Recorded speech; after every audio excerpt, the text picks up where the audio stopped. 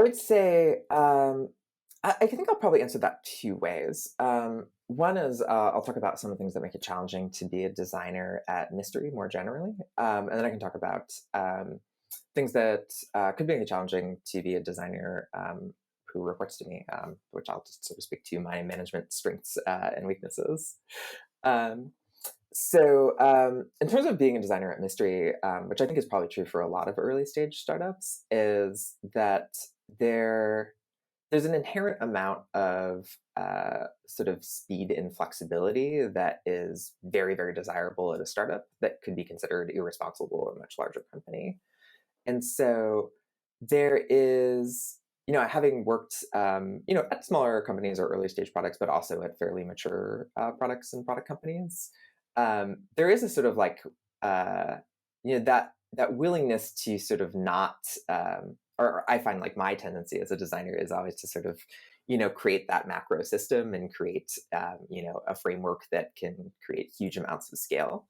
And while I certainly do think about those frameworks, I found, being in an early stage company that oftentimes, rather than creating the system that can scale really, really quickly or really, really large, that it actually makes more sense to do experiments that are fast to implement and that we can learn from. And even if those experiences are things that we already know won't scale, that those learnings are valuable enough to sort of take that risk on, knowing ahead of time that we're gonna like have to completely replace it.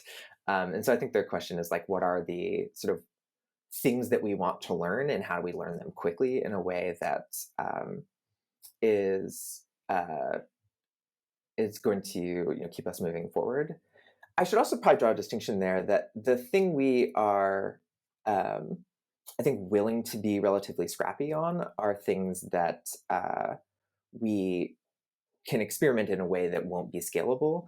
The things that we take less risk on are things that might damage customer trust or compromise the integrity of the customer experience. We have and continue to maintain a really high bar for the actual experience quality for our customers, and we have a little more hesitation around, for example, doing things that might uh, compromise the integrity of the actual in situation event experience. Um, I would say the other half of that question, which is, what are things that are difficult about working for me personally? I find that I have a pretty long history of being an IC. I mean, you know this personally, Carol, that I was a principal designer in a previous organization. And so, I've only been a manager for about a year or so. And I have some other sort of managerial experiences, being sort of like design leads and things like that. Um, so I find that for folks who are really interested in sort of working for a manager who have that experience firsthand, I tend to be a pretty good mentor.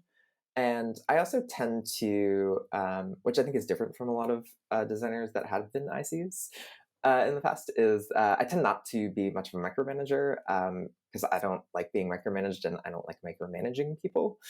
Um, so for folks who are looking for a manager whose sort of primary value add is, scheduling and, like project management, that isn't my strong suit, nor is it my focus. And in some ways, I've sort of structured the team in such a way where that isn't my like core responsibility. That designers in my team will be, and in past roles have been, sort of defining their own roadmaps and timelines directly with their stakeholders, rather than having me sort of dictate those down to them.